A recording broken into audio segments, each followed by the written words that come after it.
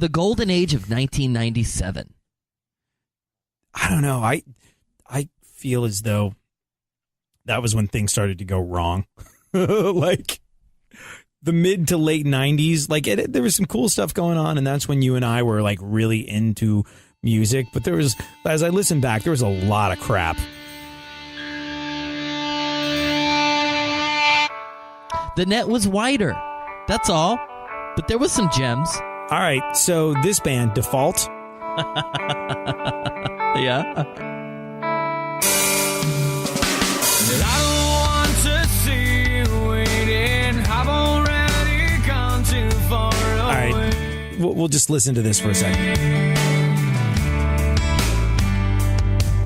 I still can keep the day from ending. No more messed up reasons for me stay.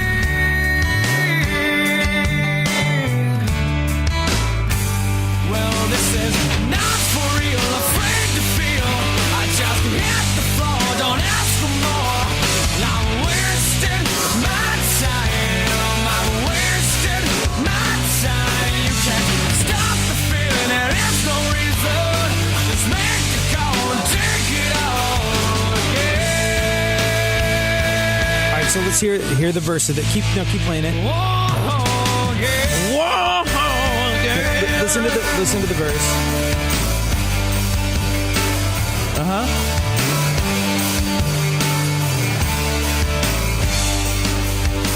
Okay. I know all these words too. No, listen. When it all I turned from green to red. So do you remember literally that same year? What And year I'm was not this? sure. I can't remember the year. This was early 2000s, Yeah. I think. All right, now listen to this. This is like this 12-year-old country singer called Billy Gilman.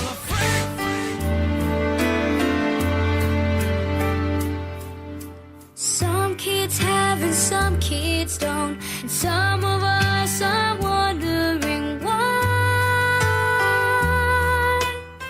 It's the same song. You realize this, right? And Mom won't watch the news at night. There's too much stuff that's making her cry. 2001. Who came out first? But you hear the similarity, right? Oh, yeah. No. All right, play the verse. Just play the verse. You go first with your Default, then I'll play my Billy Gilman. Turn me down. Reasons mistake.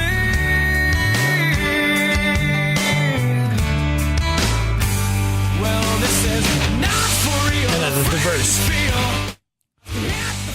Don't ask for more. I'm wasting my time. I'm wasting my time. You can't stop the feeling. There is no reason. Just make the call and take it all again. Whoa, yeah. No, play the verse. You never played the verse. Where? Which one? Oh, The verse. beginning? The verse. Geez, sorry about that.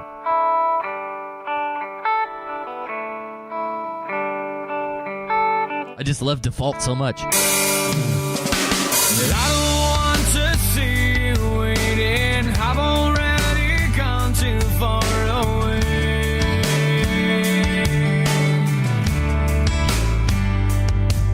I still can keep the day from ending. All right, fade it down, Funkhauser.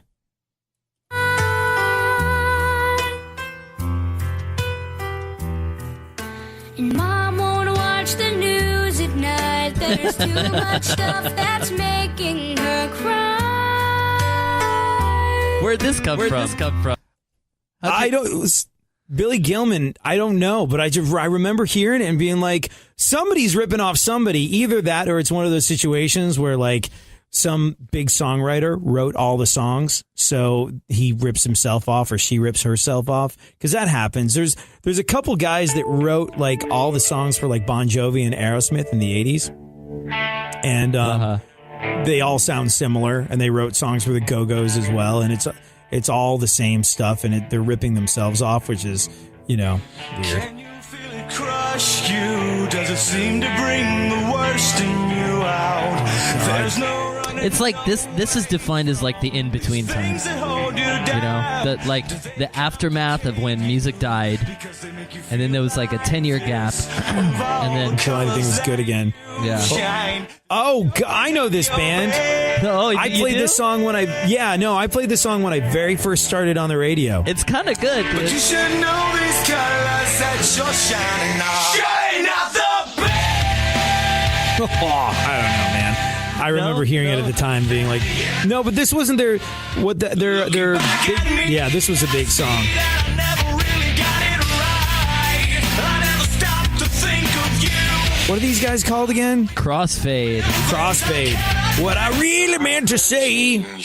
But you'll never see me now. It's like a diamond in the rough of that time. I can't remember what year they came out, but it was somewhere around the early 2000s. You forever. So, like, this was when I first started in the radio, and I started on radio. I hadn't been off the road and off touring for that long. Yeah. And I remember playing these bands and then bumping into them at, like, BuzzFests, and they would, like, be playing, and I like, hey, how's it going between album 1 and album 2? And like the bass player's like, well, I've been working a lot of construction, which made getting into the studio to record my parts difficult. But you got to pay bills and all this sort of stuff. And I was like, wow, being a guy in a band is not what it used to be. And it was like hearing the story. Like, I can't remember which guy it was from Crossfade, but it was one of them. And I remember talking to him about it, and he was like, yeah, I've got a day job doing construction when we're not on the road. And I was like, you were on a big label with big whatever, and now he's like, we're still on a big label. I'm not making any money. And Yeah, it was afterward. It was the aftermath. and that was what made me go when opportunities would come up, like, hey, you should get your audition tape or Fuel together or whatever. I was like, nah, it doesn't seem like that good of a time, really. Like this, no, thank you. Like when you have to be a bartender to support your music hobby and you've got songs on the radio, that's got to be disheartening, man. Yeah. Mm-hmm. But it was afterward, it was right at that time. Can you imagine? It's like being Harvey Weinstein's, the last girl who, What analogy are you going for here, Funkhauser? You're the last actress that was promised a star-studded role by Harvey Weinstein. Oh, and then the rug gets pulled because he's going to Europe for quote-unquote sex rehab. You did all that for the star factor, and you didn't get it. I mean, yeah, everyone loves you and stuff because you have talent and everything, but you're not going to get the jet.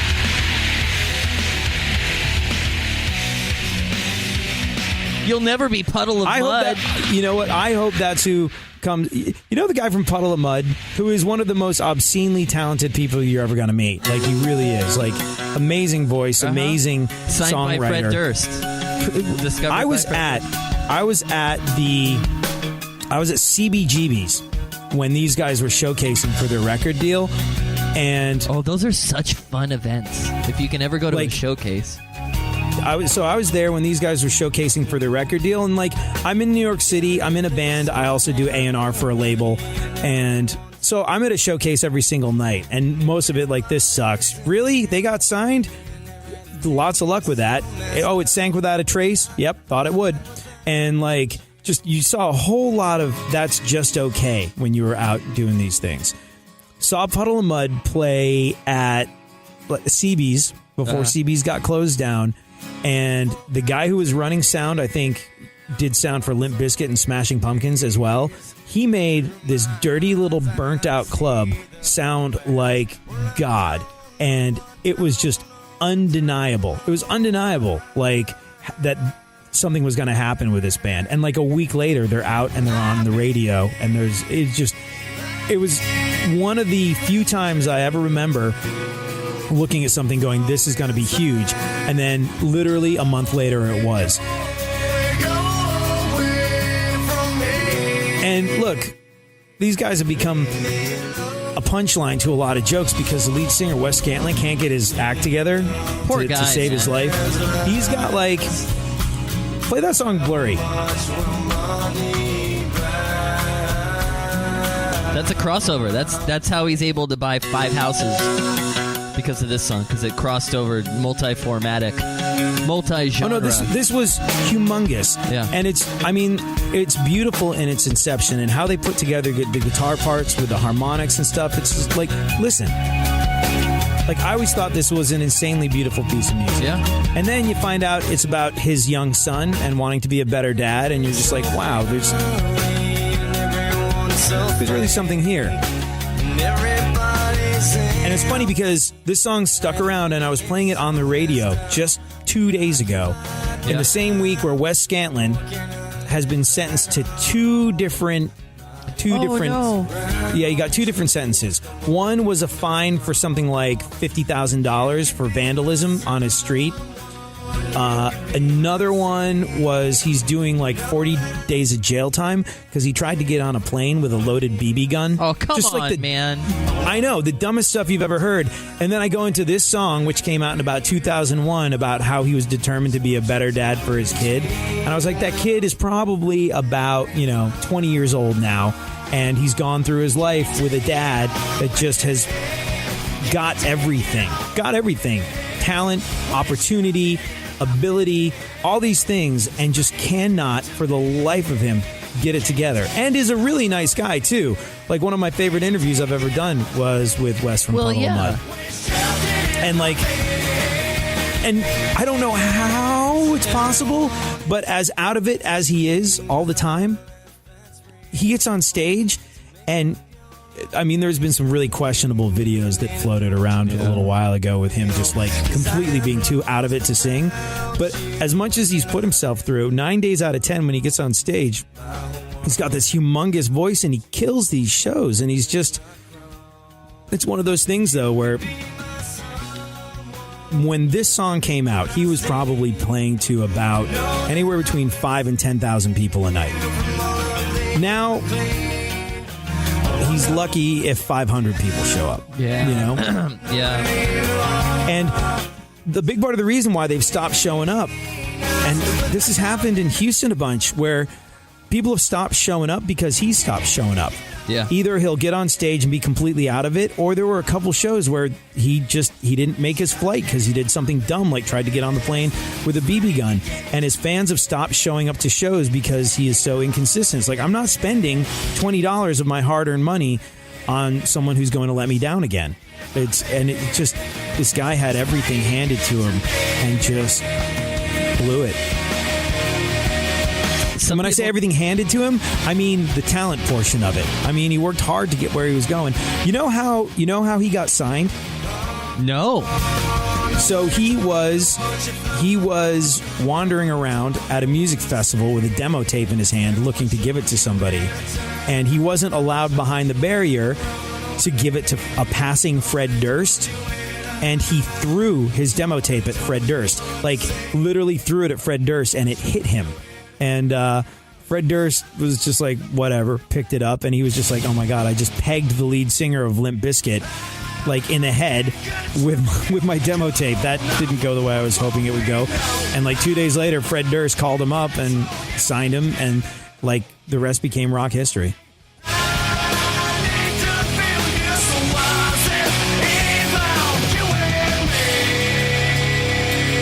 And it's funny because I made my album with a guy called Andy Wallace, who is a huge producer. Andy Wallace produced bands like, he's responsible for bands like Nirvana and Rage Against the Machine and Jeff Buckley and System of a Down and Linkin Park and my band and also Puddle of Mudd. And I was like, what was that like? He's like, that guy's voice is incredible. He was like, you hear it on the record, but until you've been next to him as he's singing, holy freaking God, you don't get how amazing his voice is. And it's just one of those really sad things where you're just like, man. Well, once the bottom fell out and the people stopped showing up, that was it. People couldn't hang. There were a couple bands though in between that made it happen. Do you know this band? Of course, Seether. This is another band where until you see them live, you kind of don't get how this guy's voice is really something. Because when this first came out, I was like, I don't get what all the fuss is about. It's sort of like this weird Nickelback-y, Nirvana-y sound-alike, and I don't see what the big deal is. And then I saw him live. I was like, dude, that guy's voice is humongous. It really was something special. Still is. Yeah, it's like the in-between time, I think. More of the in-between This is time. a great song. Mm-hmm. Except for... What? Just keep playing this.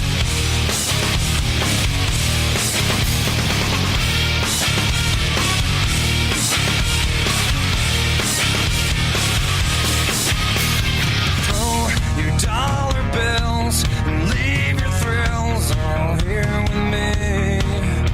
And speak, but don't pretend. I won't defend you anymore. You see, it aches in every bone. I'll die alone, but not for you. So, Not for you. Play the opening riff of this song again. No, it's me. Hold on.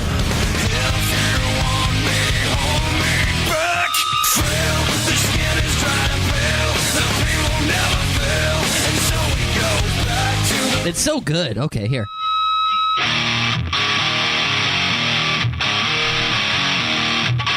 Why? You'll see.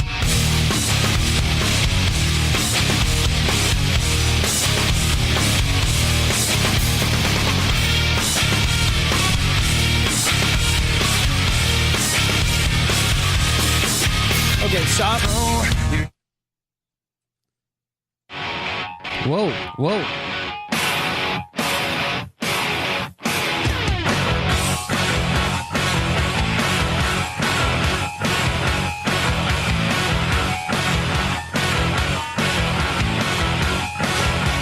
That's Rocket from a Crypt on a rope. Main riff sounds an awful lot like Seether's, doesn't it? And that's because both bands lifted it from this.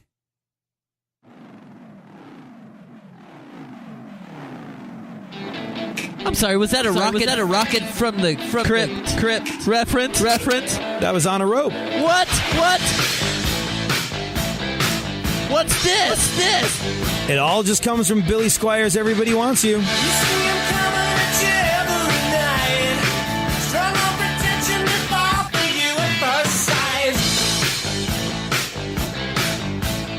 Pretty close, huh? Well, yeah. Huh. You know what Billy Squier's doing now? What? He's very involved with the New York City Parks Department. He's like a real horticultural buff. Oh, good for him. I'm into that. Yeah. This was like my Vegas era of music. It's like 10 years now. Darken everything around me. Call the clowns. Do you play this? Listen closely. No, we played this a lot on the Buzz. For whatever reason, it didn't stick around, and I honestly think it's one of their best songs.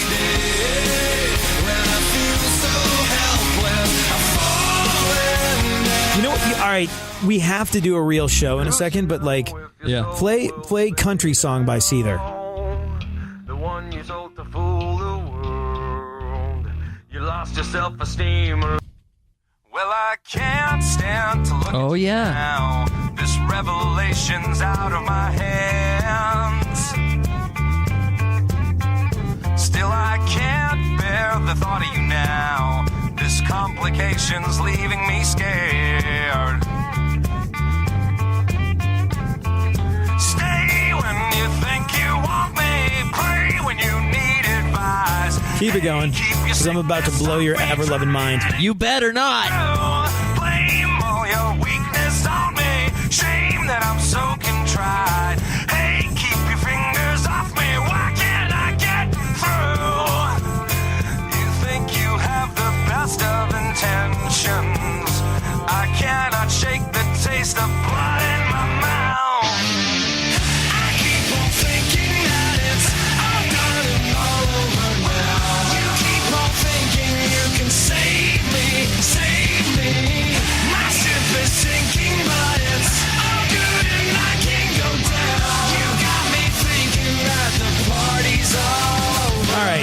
it listen could to be this, anything. Funkhauser. Okay, go for it. Listen Go to this. for it, fine.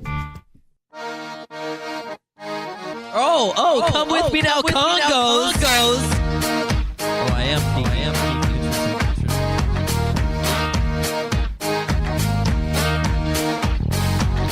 Come with me now.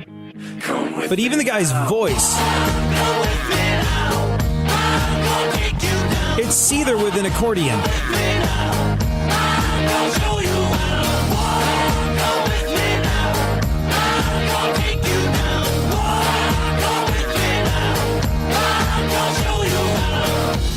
Take this from me, pain may never be mine. Hey, keep your fingers off me. What can I get through? I keep on thinking that Very close, isn't it? Yeah. How do you And the figure guy's this voice stuff is- out? Well, it's okay. You know what first made me think it? I was just like, wow, this when someone first gave me Congos, I was like, this sounds suspiciously like Seether's country song. It sounds like country song with an accordion in it. And I was like, what's the deal with Congos anyway? And turns out Congos, you notice how their voices are very similar? Uh-huh. What do you suppose, besides writing sort of like identical songs, what do you think Congos have in common with Seether? Oh, I don't know. Both from South Africa. Oh, really? Yeah. I don't know, maybe they gargle with acid from a young age in South Africa, but they both have the same like uber raspy voice. Maybe it's in the accent. You think? I don't know. do you think I'm Okay.